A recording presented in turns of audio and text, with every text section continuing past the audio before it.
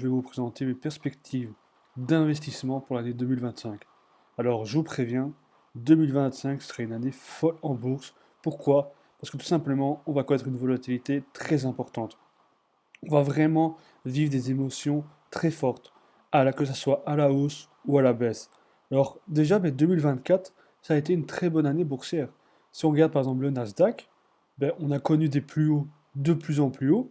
On a eu une sorte de mini crack, une petite correction au mois d'août avec le yen carry trade, mais il n'y a pas eu plus de peur que cela durant l'année. Globalement, la moyenne mobile 200 du Nasdaq a très bien tenu. Et actuellement, si on regarde le Nasdaq, on peut être que aussi. Euh, on a une légère correction, ok, mais la moyenne mobile 50, elle a très bien tenu. D'accord? Donc, à l'heure actuelle, sur le Nasdaq, il n'y a pas de peur, il n'y a pas d'inquiétude. Le RSI également, il est haussier. Et il y a, tant qu'on ne casse pas ces niveaux-là, donc le niveau des 20 672 qui était une précédente résistance, mais il n'y a pas de quoi s'inquiéter. Par contre, s'il y a une bad news, une mauvaise nouvelle, des mauvaises indications économiques ou quoi, si on casse cette précédente résistance, il n'est pas improbable à ce qu'on vienne toucher la moyenne mobile 200. D'accord? Donc ça, c'est vraiment en daily. Et si on regarde en weekly, en weekly, la même analyse. En weekly, il n'y a pas d'inquiétude. C'est vraiment haussier, haussier et haussier. Il n'y a pas de signaux baissiers sur le Nasdaq. Donc, ça sert à rien d'avoir peur, d'être. Mais attention à l'euphorie, ne pas être euphorique. Suivez votre plan, suivez votre stratégie. Ça ne sert à rien de se précipiter parce que globalement, on est vraiment au plus haut. Donc, il n'est pas improbable qu'on vienne corriger. Si on corrige en weekly, on pourrait chercher les 19 000 points. D'accord? Ce qui correspondrait à la moyenne mobile 50 en weekly. D'accord? Mais on est vraiment dans une très belle tendance haussière. Le S&P 500, pareil. Alors le S&P 500, c'est intéressant. Pourquoi? Parce que globalement, on a euh, la tendance est haussière, il n'y a rien à dire. Mais on a vraiment une résistance ici en bleu qui suit tout au long de la vie du S&P 500. Et ce, depuis août 2023, on a cette oblique haussière en bleu. Et chaque fois qu'on a atteint le sommet de cette oblique, on a corrigé. Et c'est ce qui se passe. Première fois, deuxième fois, trois fois, quatre fois, cinq fois, six fois. Chaque fois qu'on atteint cette oblique haussière en bleu, on corrige. Et c'est ce qui s'est passé. Et actuellement, si on regarde le S&P 500, pourquoi on a des signaux baissiers sur le S&P 500 comparé au Nasdaq. Je m'explique. Déjà, on est en dessous de la moyenne mobile 50. Ici, en orange. OK?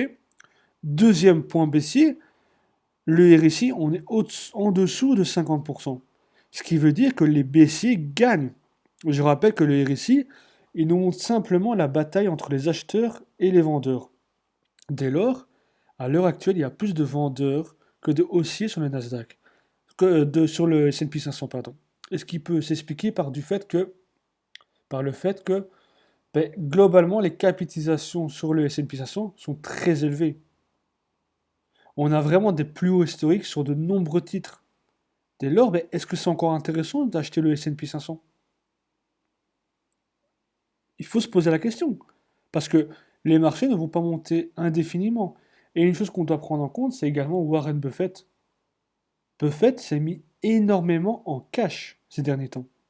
Il a liquidé énormément de positions, il a énormément de cash. Ça veut dire qu'il s'attend à une correction majeure des marchés. Dès lors, il faut faire attention. Je ne sais pas quand le marché va se casser la gueule. Ça, personne ne peut vous le dire. Mais ce que je sais, c'est qu'à un moment ou l'autre, on va corriger. Pourquoi? Parce qu'on a des sommets historiques. La bourse est à son plus haut. D'accord? Donc si on regarde par exemple euh, meilleurs exemples, Palantir.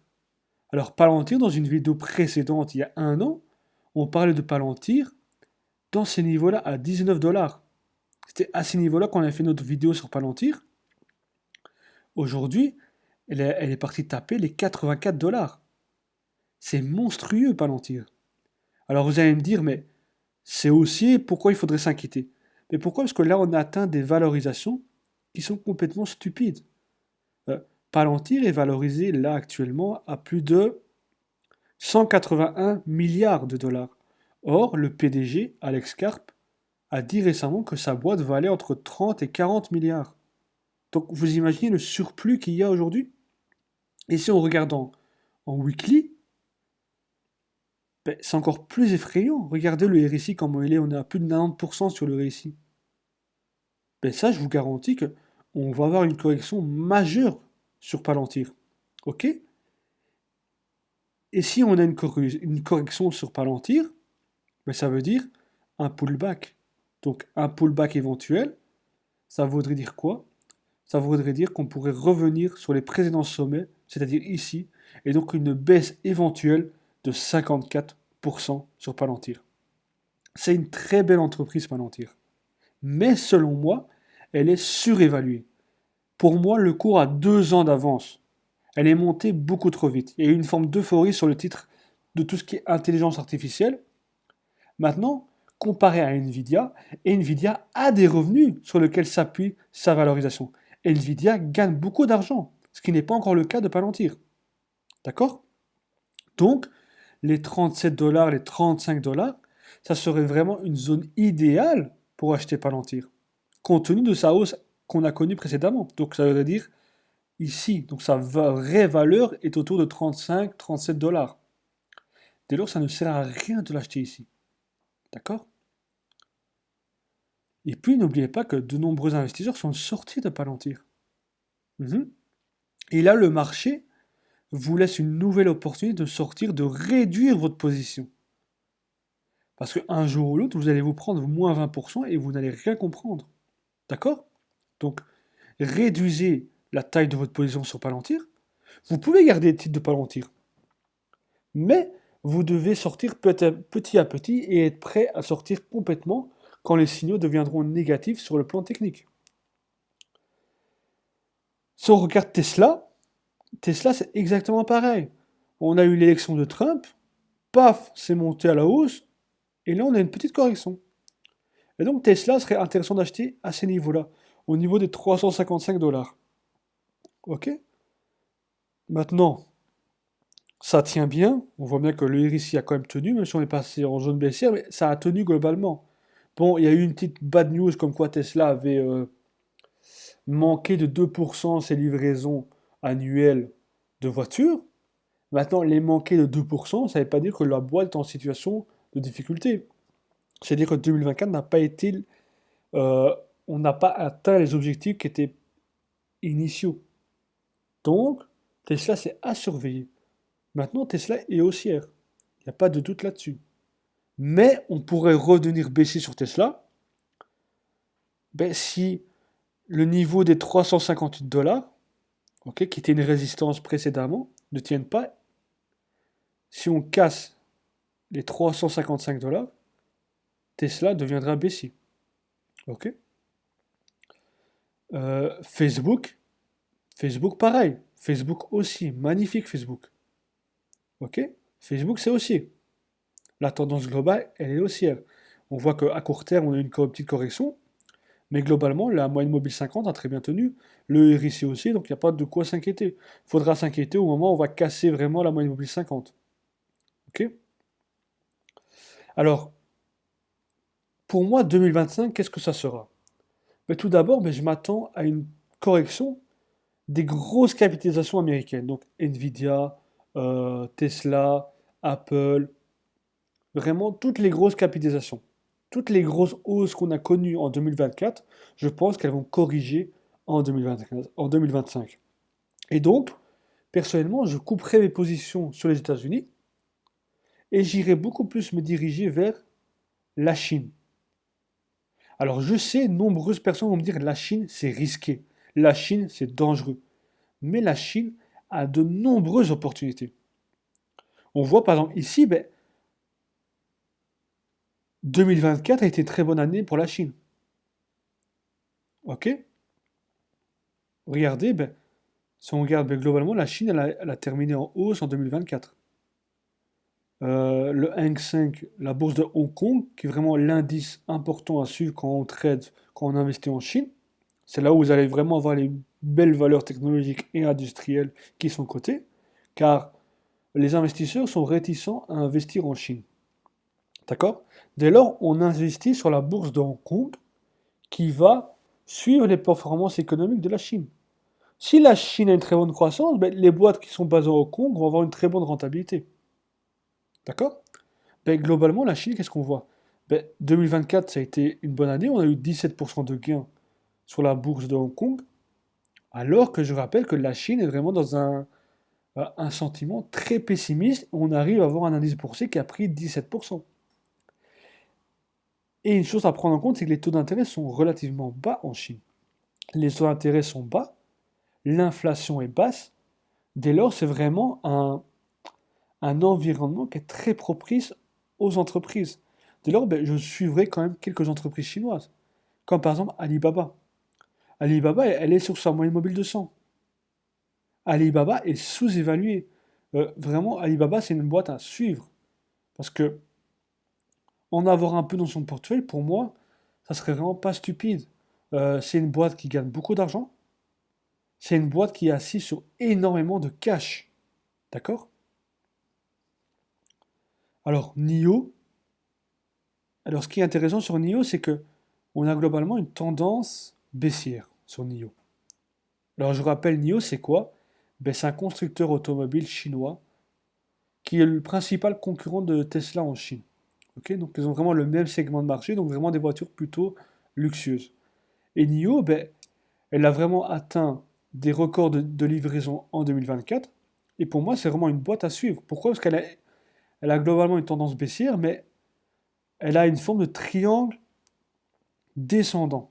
On est dans un triangle descendant, ce qui veut dire que on a un support au niveau des 4,3 dollars et on a une résistance oblique baissière. Ce qui veut dire que le moment où on va casser la résistance oblique baissière, ça va faire boum. On a eu deux fois ici, on a essayé, mais chaque fois on bloque. Ça bloque, ça bloque. Donc le marché attend vraiment une très bonne news, une très bonne annonce pour que NIO augmente vraiment. Et donc ben, il faudra suivre les prochains résultats au mois de mars. Au mois de mars, il faudra vraiment, vraiment suivre les résultats de NIO. Ce sera vraiment très intéressant à suivre. Donc il faut vraiment suivre les boîtes chinoises, qu'est-ce qu'elles font. Une autre entreprise que je trouve vraiment intéressante, c'est IMS. Alors IMS, j'ai fait une petite vidéo dessus récemment, où j'ai expliqué un peu pourquoi cette boîte c'était une opportunité. Et globalement, ce qui est intéressant sur cette boîte, c'est que la tendance, elle est magnifique. Vraiment, le cours est prédictible sur cette boîte, tellement elle respecte vraiment parfaitement l'analyse technique. Alors, qu'est-ce qu'il y a eu sur IMS? On avait une résistance à 24,16 dollars. On l'a cassé. On est parti chercher les 34 dollars. On a eu un magnifique pullback. L'ancien ATH, les 24,16 dollars, est devenu un support. Regardez comme c'est très beau. Le précédent ATH, ici, est devenu un support. Donc ça, c'est vraiment une configuration très haussière. Donc IMS, c'est vraiment une boîte à suivre. Et si on suit la théorie de l'analyse technique, ben, la prochaine cible, c'est les 48 dollars. Ce qui veut dire que là, actuellement, vous avez une possibilité de trade de plus ou moins 82%. On peut avoir un trade de 82%. Ce qui veut dire que le risque est vraiment très faible. Pourquoi? Parce que je pourrais avoir comme objectif 48 dollars et un stop loss qui devrait être ici au niveau des 22-23 dollars. Donc j'ai un risque reward qui est très faible. Et ça, c'est vraiment intéressant. D'accord? Si on regarde le VIX, donc qui est l'indice de la peur, ben on a eu une petite peur récemment, ok, fin d'année, mais ça qui correspond plutôt à une prise de bénéfices.